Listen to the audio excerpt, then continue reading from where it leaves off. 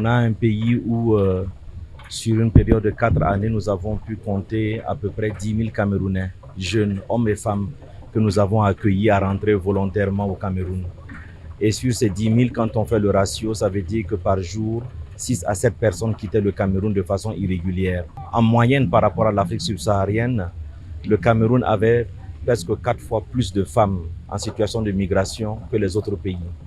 C'est dire que la problématique migratoire touche particulièrement les femmes au Cameroun. Sur 100 personnes qui sont rentrées, plus de 80% disaient être partis irrégulièrement pour pouvoir améliorer leurs conditions de vie. Derrière ces 80%, on se rend compte que justement, le climat affecte beaucoup les capacités de production, les opportunités économiques de ces jeunes hommes et femmes. Et donc, travailler justement sur ces problématiques, c'est aussi faire en sorte que les effets du changement climatique ne puissent pas impacter très négativement les moyens de production économique. Nous avons un pays qui est extrêmement grand, extrêmement beau, qui est divers. Et je pense que justement, avec des politiques bien structurées, on peut faire en sorte que la migration, la mobilité de la femme soit un moyen pour elle de répondre au changement climatique, à la sécheresse ou aux inondations dans son lieu de vie, pour augmenter son capital et permettre que son vivre au Cameroun soit encore meilleur. I think this conference is extremely important. We know that in Cameroon, women contribute a lot in the feeding of the population and sustaining their families. And when you don't know when the rainy season will come or how long the dry season will last, we are confronted with reduced production, even to feed and to maintain the family.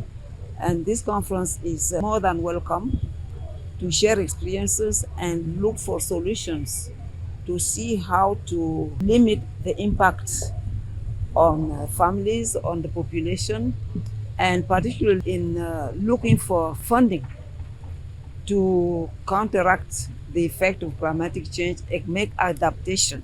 Because women are more than half of the population, they are the first victims of this.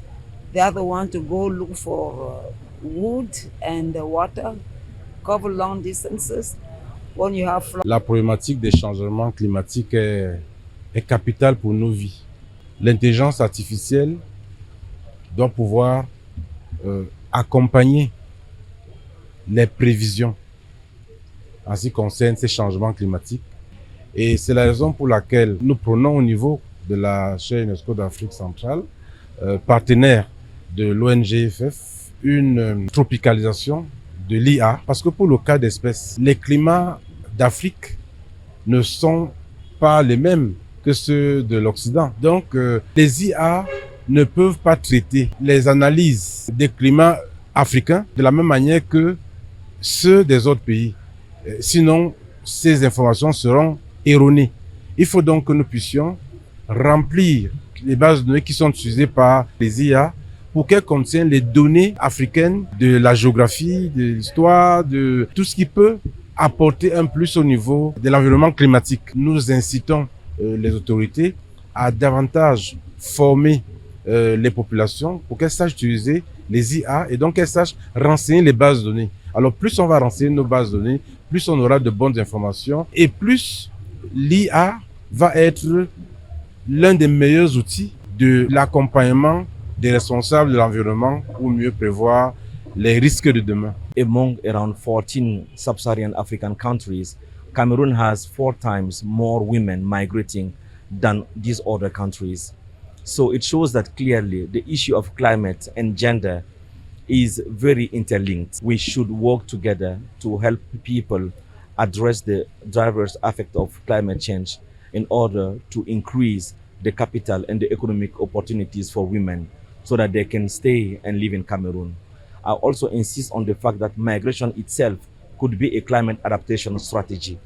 As Cameroon is a big country, as Cameroon has multiple areas, it is possible for a woman who is facing desertification or flood to leave her place and go to another region in order to produce more, better, and have better living conditions in the country. Cette conférence est la bienvenue pour une meilleure prise de conscience et l'accentuation des mécanismes pouvant peut-être ralentir ce qui est l'œuvre de l'homme et aussi solliciter l'appui des partenaires pour qu'on puisse faire face à cette situation qui n'est plus maîtrisable par l'homme.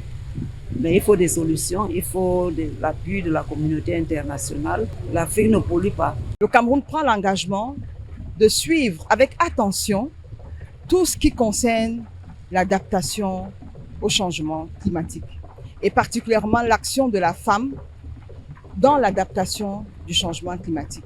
Nous pouvons dire merci au gouvernement camerounais. Le programme est un programme panafricain. Après Paris, Sénégal, aujourd'hui nous sommes à Yaoundé. Dans 2 jours, nous sommes à Abidjan, en Côte d'Ivoire, la RCA, le Congo. C'est pour dire que l'Afrique peut lever un plaidoyer, l'Afrique peut se positionner, l'Afrique peut avoir son discours, ce discours positif pour ses solutions à l'adaptation aux conséquences des changements climatiques. Dans le préambule de notre constitution, il est dit que tout Camerounais doit un environnement sain. Cela va de pair avec le changement climatique. Nous savons que depuis Rio, dans les années 92-94, les pays ont ratifié cette convention pour la préservation de l'environnement et surtout le changement climatique.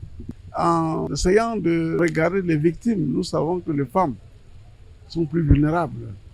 Et aussi, on se rend compte que les hommes sont accaparés de ce problème comme si les femmes n'étaient pas aussi concernées.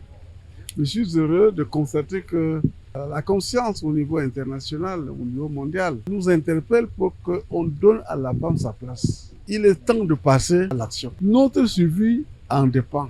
Si nous ne faisons rien pour le changement climatique, d'ici quelques années, la vie sera invivable. Nous passons à l'action pour que nous puissions inverser avec le temps la tendance au changement climatique. Je pense tel que c'est parti, je suis optimiste. Les pays développés attachent beaucoup d'importance à l'atténuation, où il y a plus de 68% de financement. Mais nous avons constaté que nous, en Afrique, à défaut d'inverser les tendances, on s'adapte, l'adaptation.